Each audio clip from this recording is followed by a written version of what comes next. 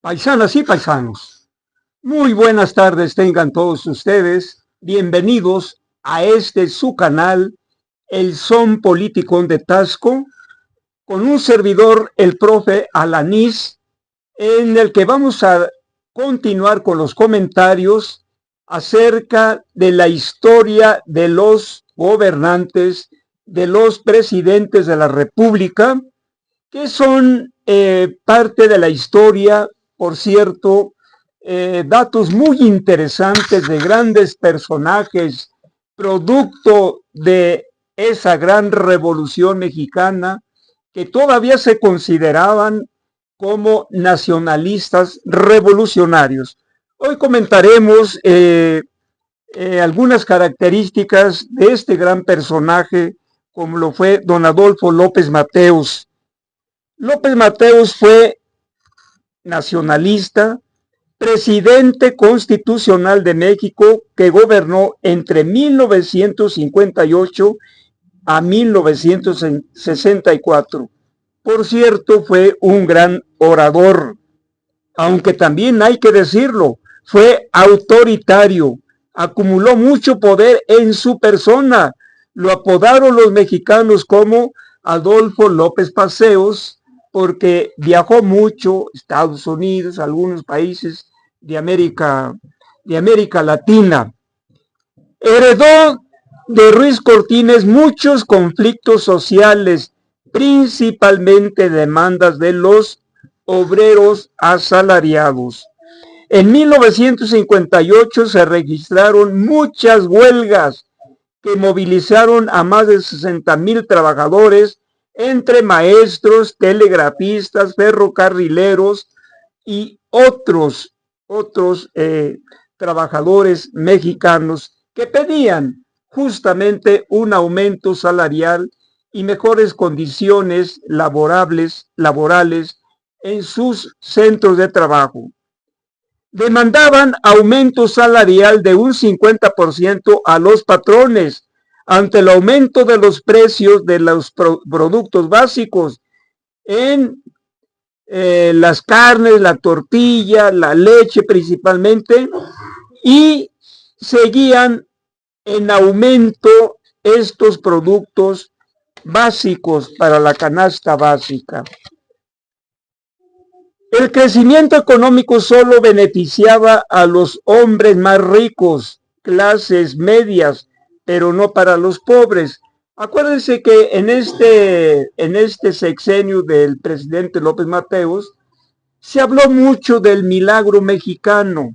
Sí, es verdad, el milagro mexicano que solo benefició a los grandes empresarios, a las empresas medianas principalmente, y algunos funcionarios y clases medias de allá de la Ciudad de México y algunas otras grandes ciudades, pero el pueblo nunca llegó la justicia, nunca llegó la igualdad, porque el pueblo siempre permaneció olvidado.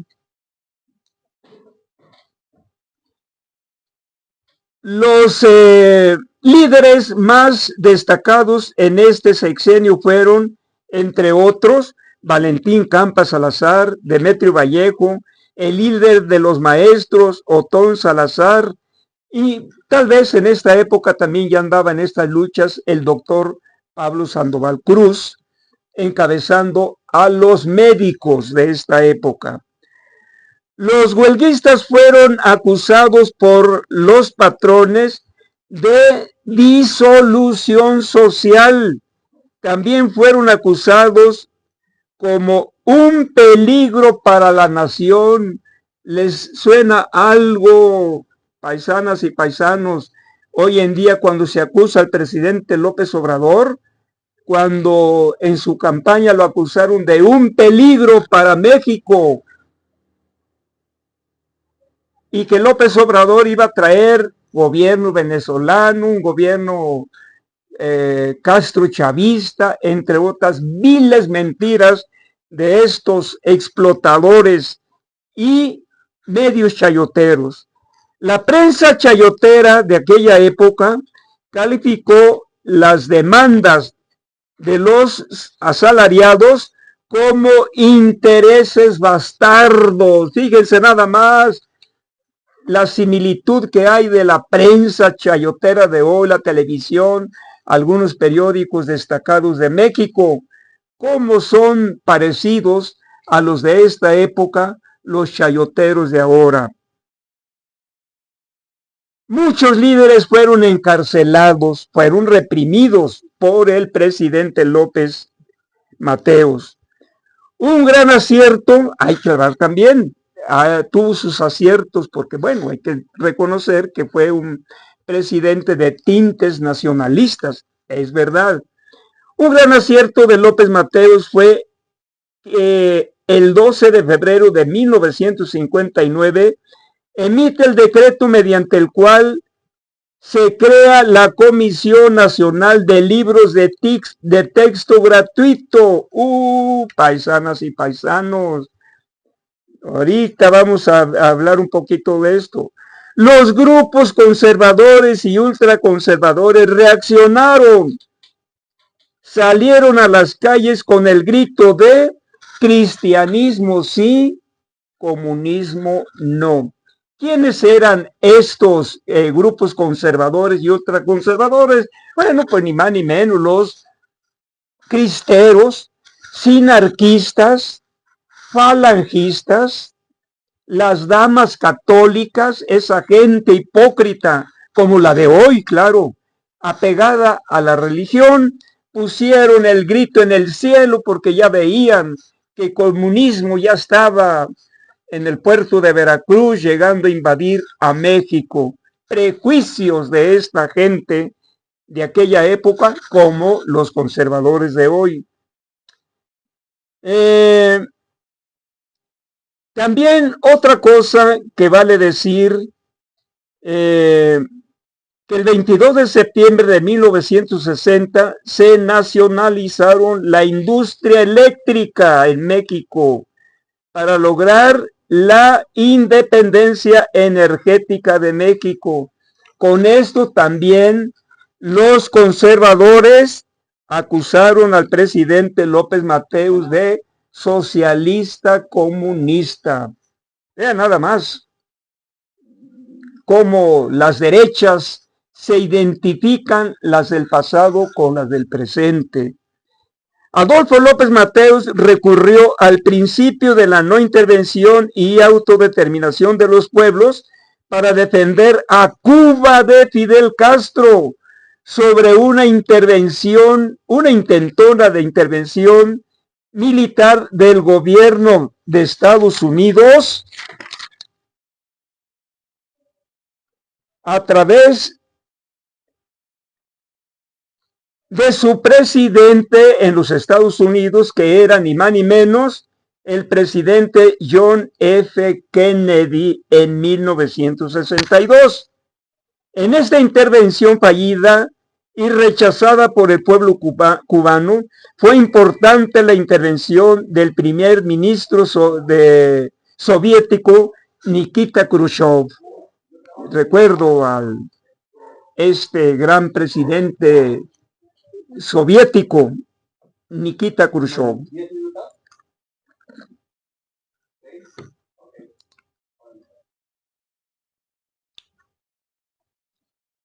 Cuestiones legales.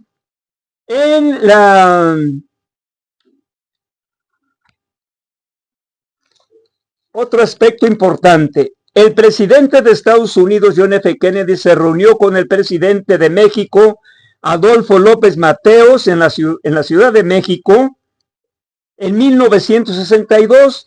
Su reunión fue un momento decisivo en los esfuerzos de encontrar una solución al problema de El Chamizal, un territorio que era propiedad de los mexicanos, aunque se devolvió ya después de manera efectiva, unos 4 o 5 años después, pero fue un logro del presidente López Mateos. Eso fue también un acierto nacionalista. Finalmente, dentro de la administración de Adolfo López Mateos, fue asesinado en mayo de 1962 junto con su esposa e hijos en Xochicalco, Morelos, por elementos de la policía judicial. El gran líder agrario Rubén Jaramillo. Fue una cosa muy lamentable. Entonces vemos, paisanas y paisanos, que la historia, obviamente, de los acontecimientos del pasado no están perdidos. No debemos de olvidarlos, porque en la historia siempre se da una continuidad. Y para entender el presente, debemos de entender el pasado, sobre todo el pasado más reciente, con estos presidentes que ciertamente fueron grandes personajes. Yo tuve la oportunidad de conocer aquí en Taxco, me parece que vino a inaugurar la clínica del Seguro Social el presidente López Mateos. Y si la memoria no me traiciona, me parece que el presidente aquí en Taxco era el licenciado Luis Telles Bustamante. Recuerdo así entre ciertas lejana memoria de este caso, cuando nosotros estábamos estudiando la secundaria. Muy bien, pues ya hemos comentado los aciertos y desaciertos del presidente López Mateos, y ahora vamos a hablar un poquito de la señora Chicles, de la señora Botarga, de la señora Chirmoturfias. Señora, ya no se haga ilusiones. Usted no va a ganar. Usted está perdida por sus propias bravuconadas, por sus ofensas lanzadas en contra del presidente López Obrador y en contra de la doctora Claudia. Su conducta retadora la pone en una actitud de bajeza. Es usted burlona, es usted payasa, es usted mentirosa, insulta a cada instante. Además, da muestras de una ignorancia. Además, otra cosa por agregado, es usted una intrigante. Pero señora, yo le invito a que siga usted con su campaña, así como viene, sígale, porque usted se está hundiendo cada vez más y más, y no culpe al presidente López Obrador, no culpe a la doctora Claudia Sheinbaum, porque la doctora es una mujer serena, es una mujer segura de sí misma, que ha dado muestra de tener conocimiento firme, categórico, de los problemas que enfrenta el país, de los muchos problemas que ya se solucionaron con las bases económicos sociales del presidente López Obrador, pero además ella viene a mejorar todo esto que va a dejar, este legado que va a dejar el presidente López Obrador. Señora, quiero decirle que en el debate la doctora Claudia Sheinbaum no le reprochó que tuviera usted una casa. Lo que le dijo es que usted tiene una casa adquirida en el cártel inmobiliario de la delegación Benito Juárez. Eso sí se lo dijo, porque ahí hay mano negra, ahí hay muchas irregularidades, y usted adquirió una casa que al parecer tenía un costo de 12 millones de pesos y que finalmente se la dejaron, en palabras de usted misma, se la dejaron creo que en 5 millones, más o menos así, en números aproximados. Eso fue lo que le hizo notar. No que tuviera casa, una millonaria como usted no va a tener una casa, dos, ha de tener más de media docena de propiedades, ha de tener casas, ha de tener carros, ha de tener, bueno, muchas propiedades más. De tal manera que no confunda, Y otra cosa le digo, señora Xochitl, con todo respeto, como usted también a veces dice sus palabrotas y luego dice con todo respeto. Bueno, pues yo también de aquí desde el canal del Son Político le digo, con todo respeto, con todo esto que ha escupido, con todo esto que ha vomitado entre ofensas, entre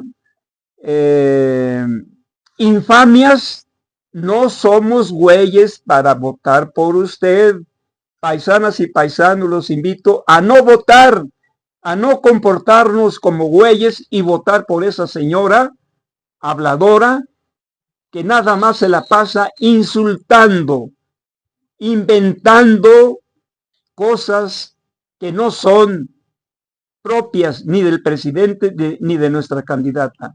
Nuestra candidata es una mujer inteligente, preparada, académicamente, científicamente, políticamente, y ha militado en la izquierda, y la doctora Claudia Sheinbaum, sin duda alguna, ella va a triunfar en este proceso electoral. Paisanos y paisanos, son mis comentarios de hoy con un servidor, el profe Alanís, y en los controles técnicos me apoya mi hijo Apolo Iván.